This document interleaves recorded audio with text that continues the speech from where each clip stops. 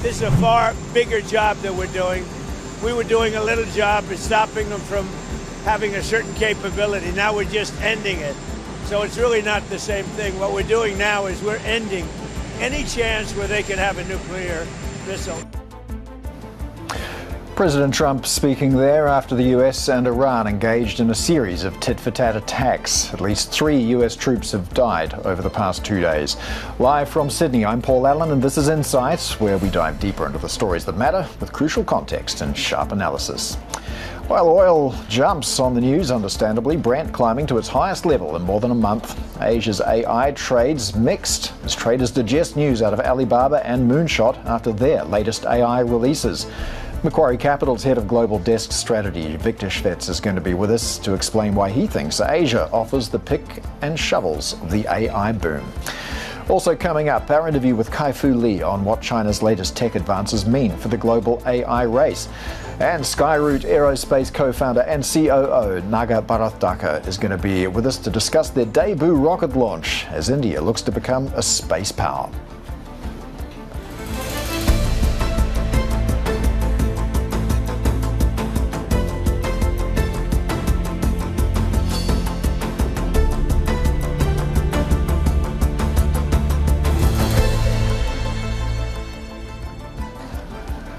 Let's take a look at how our markets are tracking this Monday in the Asia Pacific. A lot of green on that screen. It's an interesting story too. I mean, Brent crude has just dipped below $90 a barrel, only just, but we've had now a 9th consecutive night of US strikes on Iranian targets.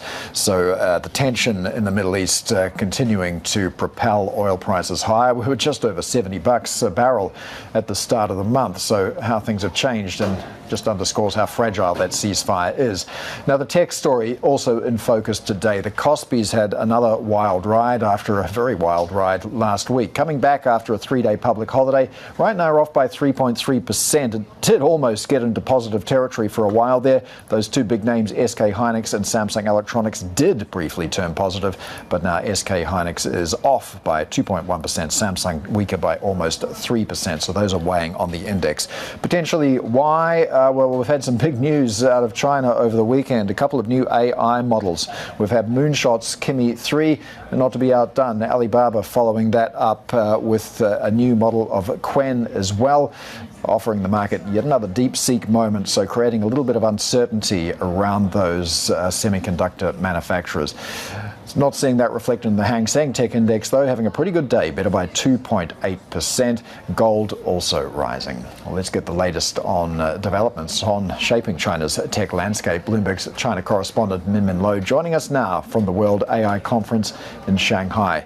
And Min, I imagine Moonshot's Kimi 3, very much the talk of the event at the moment.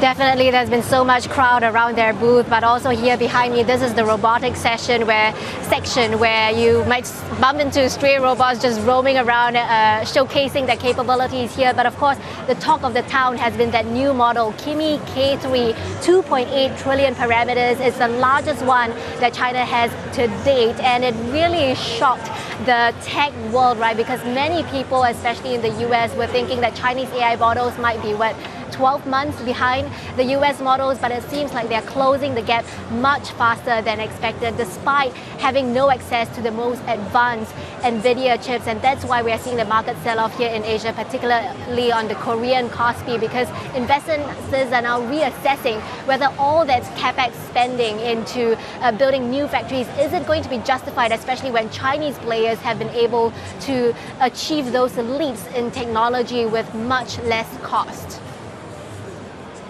Yeah, and talk to us about Alibaba's new Qwen model as well, not to be outdone. A second model, which it says is second only to Anthropic's Fable 5. Yes, so Alibaba also just yesterday unveiled a preview version of that upgraded Qwen model, which, as you said, just second only to Anthropic.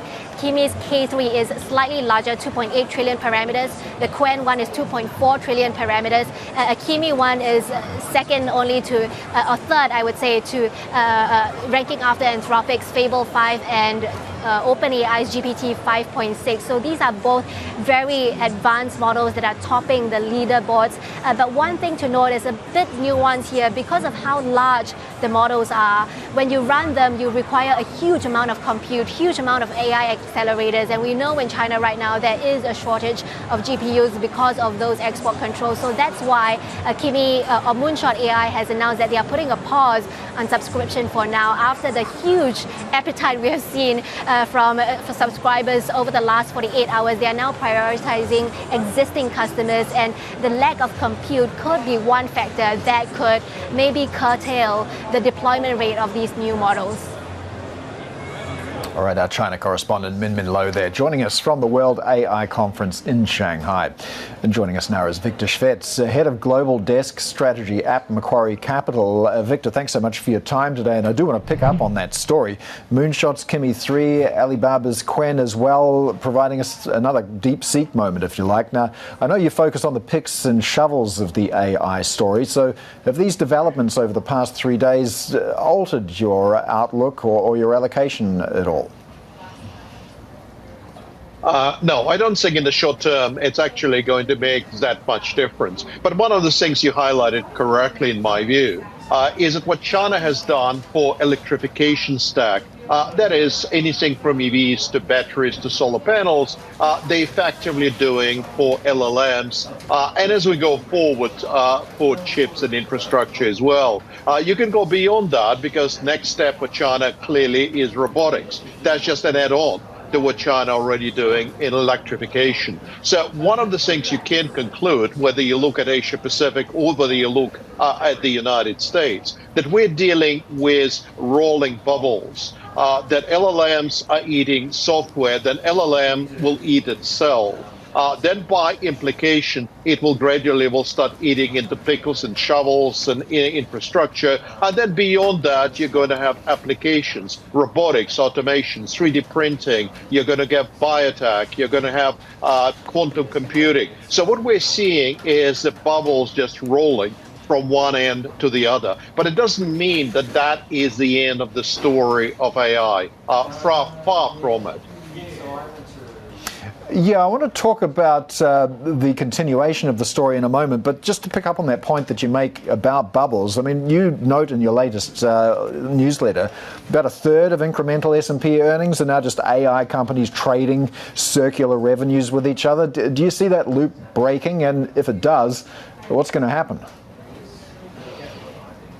Well, absolutely. That's one of the more dangerous things you have right now. It's essentially the Karetsu, Japanese Karetsu type problem that Japan faced in the early 1990s, that cross-shareholdings, the vendor relationship, the indebted relationship is ballooning values and is ballooning earnings. And you can have a very significant reversal. Now, again, if you think of timing, I don't think that is a problem yet for 2026. I'm actually not even convinced it's going to be a problem for 2027. But at some point in time, as we go, say, 2 or 3 years from now, there could be a very significant reversal occurring. And as I said, 1/3 of incremental earnings per share growth rates comes from those circular events.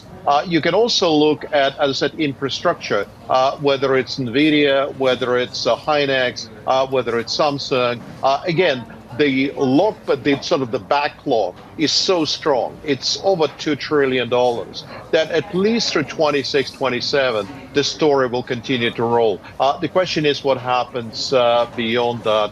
And my answer is some of those parts of AI will derate and will derate very aggressively. Trillions will become billions. But the other part of the AI actually will mushroom because it needs zero marginal cost. So billions will become trillions. So even if stock indexes don't change that much, there will be a very significant chance between winners and losers. Well, until then, you do note that the infrastructure build-out continues. There is a shortage of chips. Data centers are being built. Tangible things are happening. So when you look at the picks and shovels side of things, which particular commodities do you like? What part of the energy story do you like? Where do you put money to work? Well, I still like, essentially, if you think of Asia Pacific, I still like Korea, Taiwan. I think the story is still very, very strong. The problem with China is that China is very good at winning the game, but not as good at delivering returns, not as good as delivering profits. So the question is whether China could actually deliver the returns. But in the case of Korea and Taiwan, I'm still very happy with those two markets. On the commodities front, I do think you have to be a little bit careful, because one of the things we're seeing is that technology is starting to improve energy efficiency, as well as how much commodities do we need, whether it's copper, nickel, or anything else. So yes, there is a demand for underlying energy or electrification related commodities, but I think technology is wearing it down. We're just getting better and better and demand less and less per incremental unit compared to what we used to even 18 months ago. Well, you were talking a couple of moments ago about how the next phase of the AI trade is around applications, such as robotics, space, also defence. How would you recommend investors make that pivot? Well, there are two questions. Question is, first, is it the right time to make a pivot? Is it still the right time to be in the core infrastructure? And I think the answer for the time being is yes. Are LLMs coming to commoditization stage? And that is, you reach the stage that perhaps Anthropic or OpenAI are getting too late coming to the market. But then the third stage is applications, robotics. Is it good enough time, or is it a little bit too early? You can also look at quantum computing. You can look at resurrecting metaverse, for example, something that sort of died, or looking at things like 3D printing that started 10, 15 years ago, but really were far too earlier. I actually think all of those applications are at a relatively earlier stage of development. Again, if you look at Korea, if you look at Japan, if you look at China, there are companies now coming through that will be 100 times larger, probably in the next 3 or 4 years. But if you start looking 6, 12 months out, which what most investors do, I think it might be just a little bit too early. So if you're looking to hedge against any unknowns or any fear of potential bubbles in the AI trade, where do you go? And I might offer you Exhibit A, Indonesia, very beaten up at the moment. Do you look to markets like that?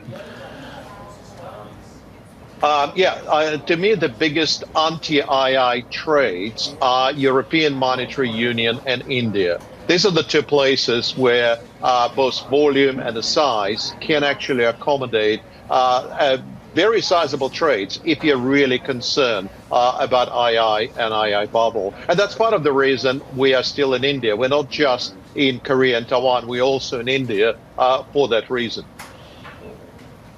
All right, Viktor Shvets from Macquarie Capital is going to be staying with us. We've got plenty more to talk about. Still ahead, US and Iran trading fresh attacks over the weekend, with Washington announcing a third troop death in 2 days. We're going to look at the growing risks to global energy supplies as the conflict expands beyond military targets. That's up next. This is Bloomberg.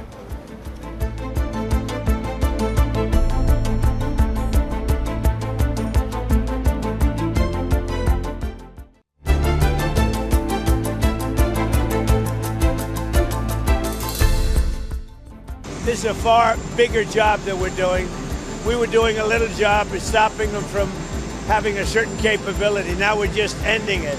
So it's really not the same thing. What we're doing now is we're ending any chance where they could have a nuclear missile.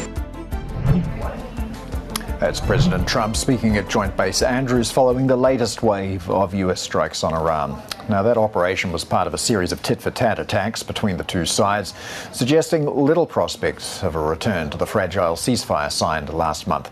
Bloomberg managing editor Jill Desis joins us now. So, Jill, we've seen 9 nights in a row now of US attacks on Iran. What's happening here? Are we seeing an escalation, or is the US exercising restraint compared to what we saw in the earlier days of the war?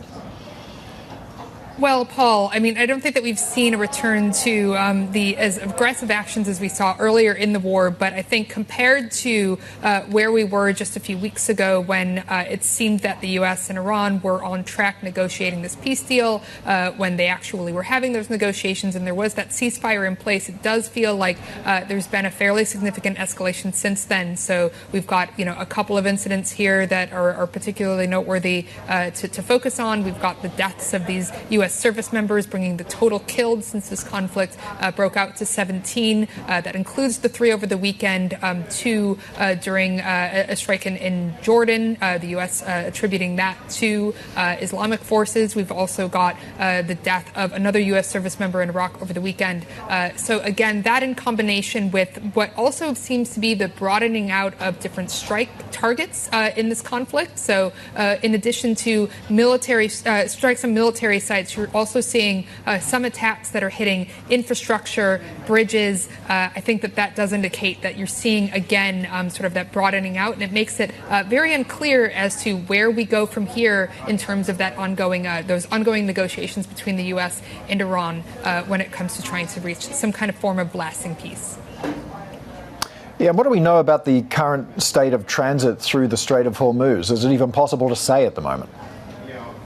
Yeah, it's very difficult at this point, Paul. I think you're seeing some ships that have been able to get through in different capacities, but again, it's really difficult to say at this stage, particularly because there remains that risk of strikes that could have that impact. I think that what you're seeing from traders in terms of the pressure on oil prices topping $90 per barrel again is a very strong indicator there that there continues to be those ongoing concerns about supply. To bring it back to some of these ongoing negotiations, the other element I think here that's really important to remember is that as the U.S. and Iran have attempted to negotiate on something that could, sort of free up the Strait of Hormuz again, could bring an end to the conflict, you also had some comments coming from the Iranian foreign minister over the weekend indicating that there still remains this unresolvable issue when it comes to Iran's nuclear capabilities. So I think that's, again, really kind of pointing you here toward the fact that it seems incredibly unclear as to how we ultimately get to a point where you're seeing free-flowing traffic through the Strait of Hormuz and you're also seeing an end to this conflict.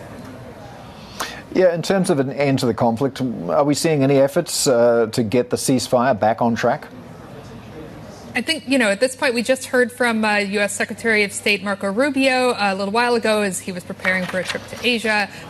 He's saying that, there's maybe still this potential for these negotiations. But again, that's another area where you're trying to think of how these two countries actually get back on track with peace talks. I think, the other thing here is that while we did hear those comments briefly from U.S. President Donald Trump earlier, we still have no indication from Trump or from his administration as to where things ultimately go from here. If we're sort of set for another, sort of escalation, if peace talks are, continuing to be on track, there's a lot of uncertainty here as we continue to wait for more information from either side here. I think most notably from the U.S. administration in terms of what those peace talks ultimately look like, because we've seen, there's still a lot of daylight between these two countries.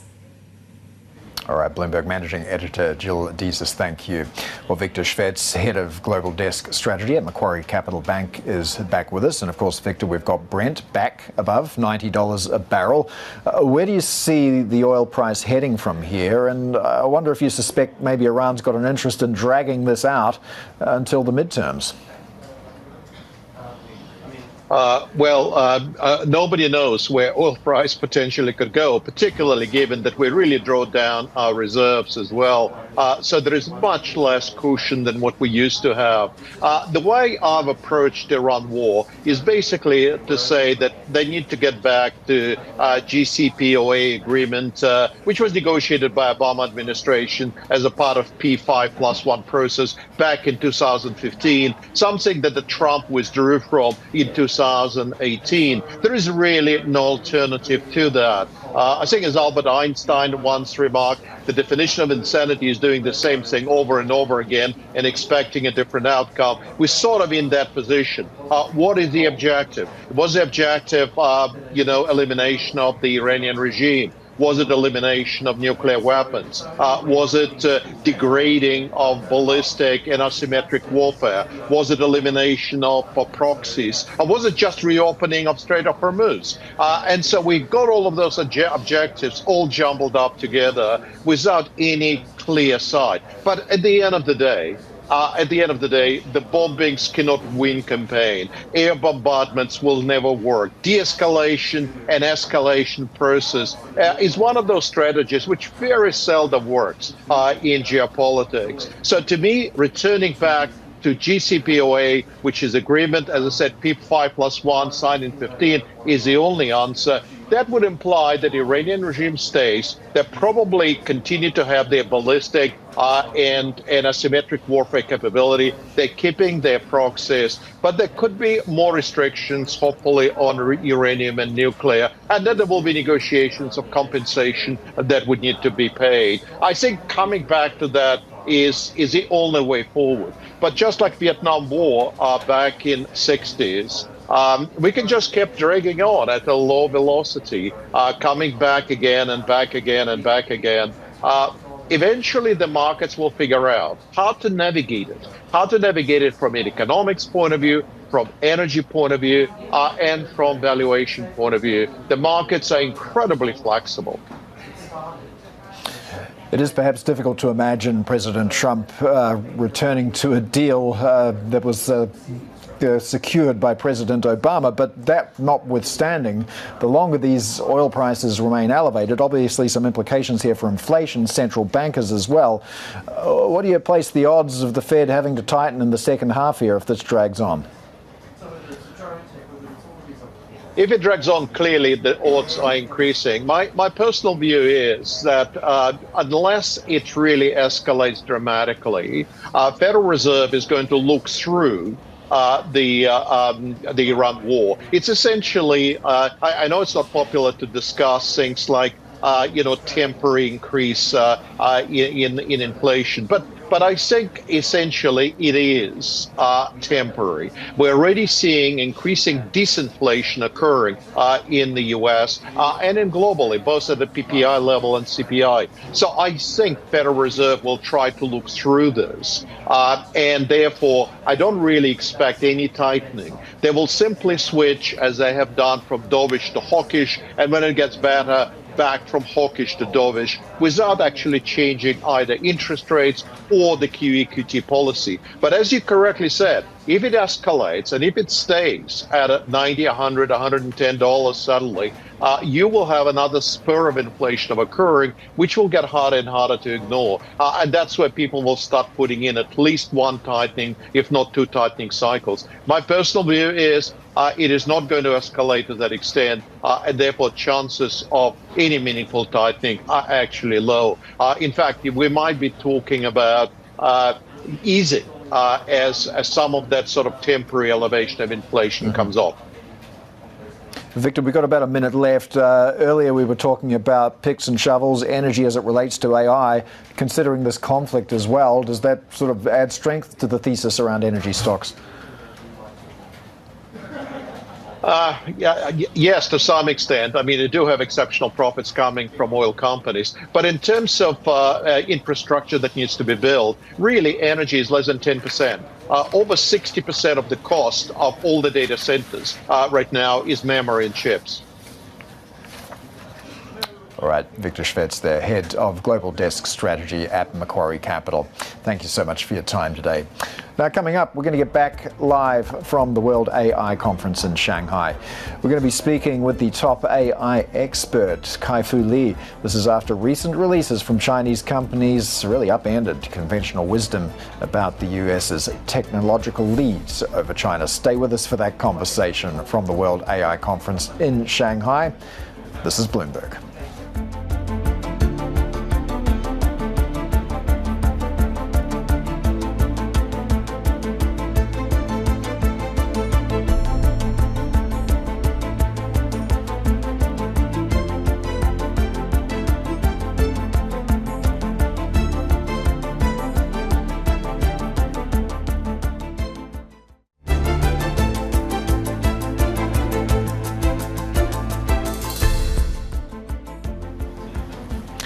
Welcome back. You're watching Inside. Let's take a look at how markets are tracking at the moment. Want to pick up on the oil price there. It is back above $90 a barrel for Brent. This is after a ninth consecutive night of strikes from the US on Iran. Also, we have had a third US service person killed over the weekend. So that is a total of 17 casualties for the US since the war began back in February. Elsewhere, a bit of a mixed picture on equities markets. The Kospi continuing to lose ground. We're now at 4.25%. It's been another wild ride for the Kospi today. The Hang Seng Tech Index, though, better by 3.1%. We did, of course, over the weekend as well, have those two big AI releases out of China, Moonshot's Kimi 3 and Alibaba's Quen. Well, our next guest is one of the world's foremost voices in AI and has been at the center of China's artificial intelligence journey. Our China correspondent Min Min Lo joins us now from the World AI Conference in Shanghai with pioneering technologist, investor and author Kai-Fu Lee. Min Min. Hey Paul, great to be here with Kai-Fu Lee, as you said, one of the leading voices in the AI space, chairman of Sino Ventures and CEO of Zero AI. Kai-Fu, great to have you here. Thank you. First of all, just your thoughts on the latest news of the Kimi K3 model. How is this changing the playing field, including for you? It is an excellent model. We've tested it, it's quite good, and we'll be using it in our products. I think if we kind of just look at the trajectory, the models keep getting better and smarter, and there's no end in sight. And that's something I think that underscores the whole improvement. We also see open source catching up gradually with the closed source, narrowing the gap. So it looks like that's what it signifies. And having an open source model actually is great for enterprises because they want on-premise deployment. They don't want to send their data to the cloud. So I think that's probably the bigger news. There will continue to be good models from the US and China, but I think the important thing is it's getting so smart, we got to learn to use it for the most important tasks. Your company also has your own foundational model, the E-series. So how do you see this relationship with Kimi? Is it a competitive or a collaborative relationship? We think we want to focus our energies on building applications. And we think with these models getting so good, we're better off building applications on the very, very best model and using their intelligence to change the financial statement of companies. Because the models, 3 years ago, were like an average human, but now they're smarter than all humans. So it's such a pity if these models are only applied to simple tasks. So we are building in my company a product called Boss AI. It is a product designed to give the CEO the God's eye view over all the data to make all the right decisions that will move the dial in a financial statement of the company. So that's where our company has pivoted to since about a year ago. So that means, am I right to say you're no longer going to invest on fine-tuning and expanding your foundational model? You're working with other companies and building applications on top of it? Well, ecosystem is emerging, and we're very relieved and happy with this choice because our expenses have dropped tremendously over the last year so that we can get to profitability fairly soon. I remember you mentioned that you want to be the first highly profitable AI 2.0 company. Where are you on that milestone? Our bookings have increased, 3 to 4 times from last year, and we're busily hiring, fulfilling, and because the Boss AI product is so understandable, right? Many CEOs think about, I want to do AI transformation. What should I do? Ask my CIO, ask the IT department, install customer service, do legal, do finance. But at the end of the day, all they have is a bunch of sugar-coated demonstrations, but no substantial impact. So we feel that our Boss AI is the first product of its kind that superpowers the boss and really gives him or her the chance to gain insight, make the right decision, see the risks, and help the company become more profitable. I use it every day.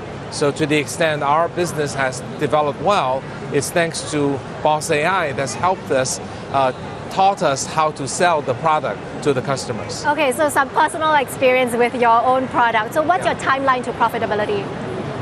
Should be soon, sometime next year. Okay, amazing. And tell me about your client uptake rate. What are you foreseeing in terms of the demand pipeline going forward? Well, we're getting more demand than we can handle because in order for us to do the business, we do global business. So we service not just Chinese enterprises, but also global enterprises in Asia, South America, Middle East, and so on. So our challenge, frankly, is finding English-speaking, Arabic-speaking, and other language-speaking people who are qualified to be either consultant or FDEs who can fly to those countries and work with their teams to AI infuse. So I think the limitation of our business, if there is one, is our ability to hire. Now, as we get into businesses, we'll see the uptake grow, and also there will be license revenue, subscription growth. So we can definitely foresee a single-digit, hundreds of percent of growth for the coming years. But we're not a token factory, so you're not going to see a 50 times growth. Okay, so triple-digit growth still. Yeah. We have been hearing that the government might be mulling restrictions on foreign access to advanced AI models in China. Is this going to impact your business in any way, especially your overseas portion of the business? I know nothing about what the rumor you talk about, but we sell any model legally in any country. So if there is a Spanish buyer that wants to use a legal model to operate, and they want to use an American model or a French model, we'll do that. So we're agnostic, and we support every model from every country, but we operate it legally in the country in which our product is sold. Let's talk about some of the export controls, right? With restricted access to the advanced GPUs from NVIDIA's. How serious is the shortage of GPUs domestically? How is this constraining the pace of your innovation or development, or is it raising the cost of your business? Well, I think globally there's not enough GPU because the entire market is blossoming. I think export control was an imaginative but unsuccessful effort to contain China. It has failed. So to whatever extent China faces a shortage, it's not from the export control. It's from either businesses being frugal, or it's about the supply not being sufficient, or it's about businesses choosing not to buy. So the export control just simply has not worked. And given the sort of two-track tech ecosystem, in the US it's been the leaps in the hardware. In China it's been mainly the innovation on the software side. Where do you think China and US stand in this race, maybe in 3 to 5 years? Well, I think in models, US will make a lot more money, but China will have a larger market share because of open source being a powerful distribution and on-premise deployment being such an important thing to enterprises. On applications, I think US will have more profitable enterprise applications, but when it comes to sort of the heavy lifting, like what we do and what companies like Palantir does, we actually think the Chinese flexibility, willing to work hard, willing to fly anywhere to help our customers be successful, is going to be a specialty that makes us stand out in this category of enterprise AI transformation. In consumer software, both sides will come up with ideas, but the Chinese large companies like Tencent, ByteDance will clearly beat the American companies in coming up with clever AI applications. And then in hardware, China is ahead, as we know. So you talked about how the US might have more profits and China might have more market share. Then therein lies the question around monetization. Given that many of these Chinese AI models are priced at a fraction of US cost, is this sustainable? Well, history has told us if you can win the hearts of users, even if it's a free product, there will be ways to figure out how to monetize later. But we've seen that with internet applications, with websites early on, with social media, with products like TikTok. So there will be ways if the companies continue to care about users, build good products, and win the hearts and minds of the users and developers. I think money will be made in the future. But in the short to medium term, the enterprise money favors the American approach. Going back to your company, I know you said you are reaching profitability very soon. What are your fundraising plans, your timeline to an IPO? We hope very soon also, but a lot of more work has to be done to be eligible for filing for IPO. But I think our financial numbers are ready right now, but it's a matter of going through the process. Is it going to happen in 2027? I hope so. All right. Tell me as well, when you talk about selling your Boss AI product, how have you been able to compete with the suite of enterprise solutions out there. You have benchmarked yourself against Palantir in the past. What is the unique selling point or advantage that you have against the competitive landscape here? Okay, so we sell globally. We don't sell much to the US because the market is not so receptive. But other than US, we sell globally. I think Palantir and we have the only two products that are good enough to do AI transformation and do it from the top and show results within 2 to 3 months. So we're very proud to be in that company. We're very respectful of Palantir, who is a pioneer in the space, and we're very thankful to them because they don't come to the countries where we have the most business. They choose to focus on US and American allies, and those are exactly the countries we have trouble selling to. So we have a two-horse race, where the other horse chooses not to run in the tracks that we're entered. So the big question then, if these US players start to look overseas to those markets, and you're of course constrained in the US market because of geopolitical headwinds, I mean, how do you see things playing out? Well, actually, I think the approach is while the products are similar, the approach is quite different. Palantir chooses to do a lot of defense military. We don't touch that. And also landing in Asia, for example, is going to be a difficult proposition for Palantir, even if they choose to. And also their guiding principles chooses not to come to these countries. So all these reasons combined, I think it will be unlikely. Also, they're doing extremely well. If I were Alex Karp, for the same 100-person investment, he'll make so much more money going to US, Europe, and Japan. I can't imagine why he would consider coming to our countries. But I also think there is a first mover advantage, and we're already gaining that in many of China and the Belt and Road countries. So when that happens, I think it'll become a very defensible moat. I want to ask your take on where do you think we are in the AI development phase, especially in China, because they are now concerned about whether or not we are in a boom, whether we are in a very unhealthy period of price competition. Where do you think things stand? Well, I think what's really going well for China is government is hugely supportive, and we're going to see companies that are worthy of going public go public and raise the money they need to deliver their business goals.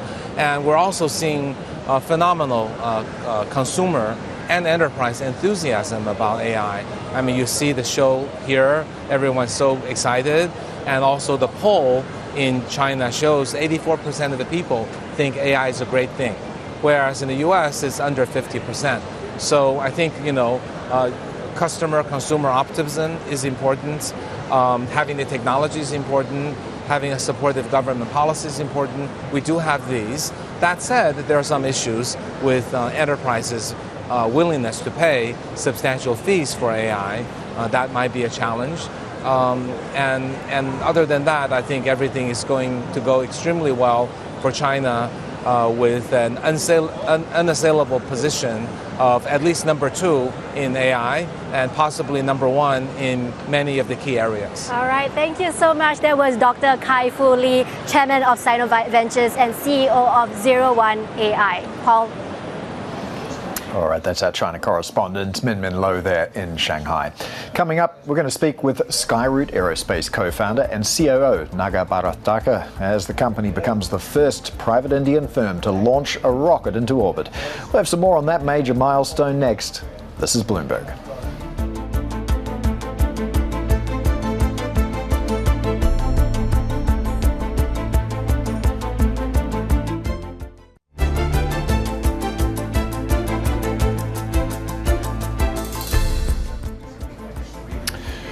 Welcome back. You're watching Insight. Let's take a look at the market open in India. We got going about 90 seconds ago, and at the moment looking like kind of a mixed picture right now. IT stocks are doing okay. The IT index better by 1/5%.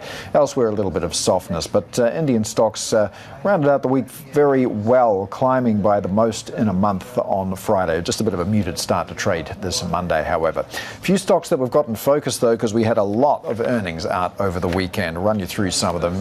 Reliance Industries at the moment better by 1%. We had a profit beat there, shrugging off the Iran war. Very strong refining margins and a growth in consumer technology for Reliance as well. Then we have a number of banks there. HDFC was a bit of a letdown, being reflected in that 4.6% decline there.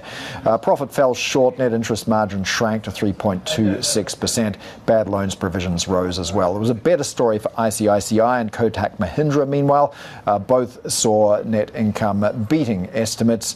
For ICICI, net income was up 16%. Loans and deposits both growing. So Kotak Mahindra losing a little bit of ground there, but ICICI up by slightly more than 1%. Right, let's stick with India and Skyroot Aerospace becoming the country's first private sector company to launch a rocket into Earth's orbit. The Vikram 1 took off from Sriharikota over the weekend, reaching its planned orbit 15 minutes later and then successfully deploying all 4 payloads. This is the biggest accomplishment for a private sector firm in the industry after the government allowed companies to build and launch rockets more than 3 years ago. And we're now joined by Skyroot Aerospace's co-founder and COO, Naga Bharath Daka. Bharath, thank you so much for your time today. Can you just start by giving us a sense of the mood at Skyroot at the moment? I imagine you're experiencing tremendous satisfaction right now. Yes, indeed. Like not just as all our team are still on to Cloud9, we're yet to get back into the reality. It was truly a surreal experience from liftoff to the orbital injection.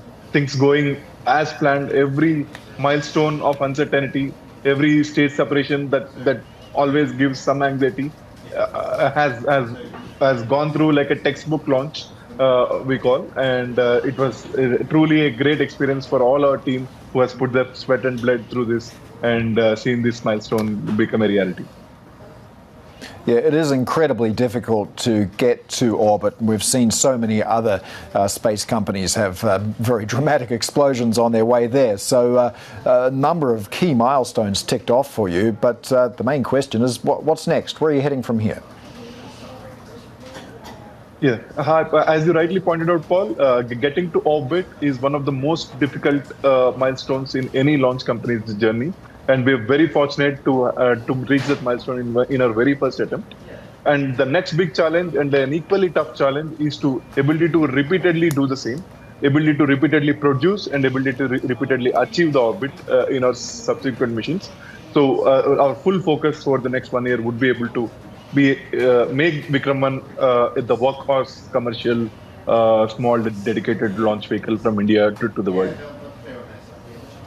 Well, the Vikram 1 is, of course, fully expendable. I'm wondering how that means costs compare to some of your global competitors who either have reusable rockets or partially reusable rockets or are working towards that. Can you be competitive with an expendable rocket, and how are you working towards reusability? So in the domain of the small dedicated launch vehicle space, it is a niche market in itself, and the expendability is generally the way to go in the small dedicated launch segment. And the reusability makes more sense if you try to build medium to heavy lift launch vehicles and with a bigger cargo capacity. And as you know, like Rocket Lab's Electron operates in the space of small dedicated launch segment. Because there's always a niche requirement to go to, just to give you an example, the space is not a single destination, and there are always applications, there are always geographies, there are always nations who needs to go to very specific orbits, and to those specific orbits, they won't find companion travelers easily. And so the niche of small dedicated launch will always perpetually remain, and Vikram 1 is going to operate in that domain. It's also very desirable for local payload manufacturers, satellite manufacturers as well, to have domestic launch capability. It means they don't have to launch these fragile and delicate payloads onto a ship and send them elsewhere in the world. So can you give us a sense of how some of your customers are helping support your development and where else you're getting funding from? Sure. So, like all our customer base is very happy because, as you know, space industry is a global market by definition, and everyone is keenly watching on our progress and on our milestones. And because no, most of the satellite operators want their launch manifest distributed among. They want to distribute their eggs into multiple baskets, and having one more reliable and cost-effective player coming into operational domain is very much an exciting news for the satellite operators around the world. We've been in good touch with players around the world, not just in US and Europe, but Asia Pacific. Especially in Asia Pacific, people, the nations and the satellite applications are very peculiar orbital inclination requirements, and they have been very big users of small dedicated launches around the world also, and we'll be able to cater to them, and we are in much more profound way because even their satellite constellation deployment plans are going to ramp up over the next few years. And we are here and achieved our milestone and our operationalization in very right time is what we feel. And with respect to investors, we are highly grateful for foreign investors. Like we've been backed by Singapore GIC and Temasek are one of the few key institutional investors, and the board member of Alphabet, Ram Shriram's Sherpolo Ventures, also are one of the key early backers, but also in the recent funding round, even they have participated. So we have good faith and like good long-term, high gestation or long-term thinking in investment in our cap table, and that gives us the strong muzzle to execute in the pace we did, and we will be able to execute with their support over the years to come. Of course, your investors will eventually want to see some sort of return on their investments. How long do you think it would be before you reach profitability, and what kind of launch cadence do you need to get there?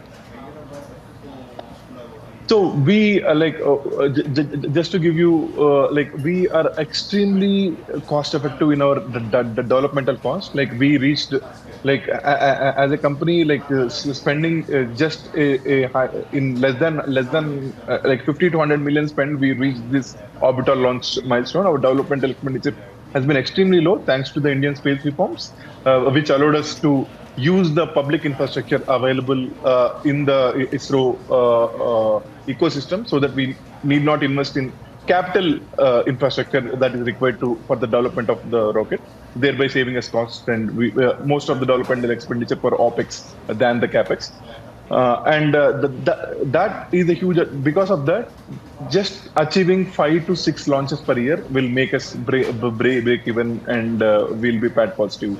Achieving just 6 launches per year will make us PAT positive. Just the economic, including the amortization of the developmental expenditure as you speak, and that's one of the very unique position that we from India are positioned in, is the advantage of it. All right, Naga Bharath Daka, Skyroot Aerospace co-founder and CAO, thanks so much for your time today, and congratulations on that successful launch. Now, before we go, let's get a preview of tomorrow's show. We're going to be live from Manila for the ASEAN Foreign Ministers meeting, and we'll be speaking exclusively with Australia's Penny Wong on how the region is balancing competing global powers. But that is it for Insight today. Horizons Middle East and Africa is up next. Keep it here with us. This is Bloomberg.